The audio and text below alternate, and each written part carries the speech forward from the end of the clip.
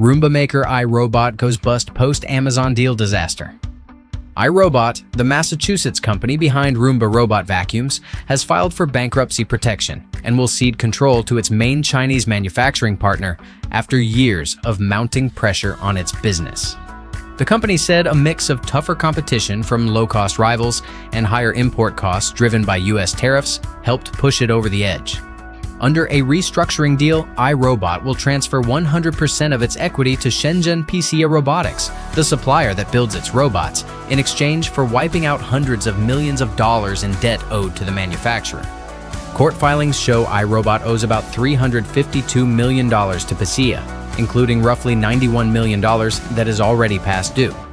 The company traced a key part of its financial strain to tariffs first imposed during Donald Trump's presidency, noting that even after shifting production for the U.S. market to Vietnam, its vacuums still faced combined duties of about 46%. iRobot said those trade measures added around $23 million in costs this year and made it harder to chart a long-term strategy.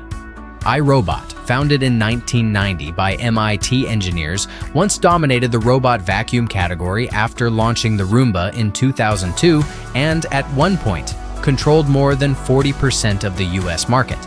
The company enjoyed a pandemic-era sales boost and reached a valuation of about $3.56 billion in 2021, but its fortunes reversed as new competitors poured in and prices fell.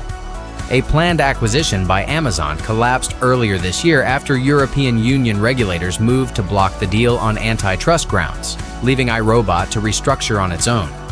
The company says its app, existing products, and customer support will keep operating during the bankruptcy process.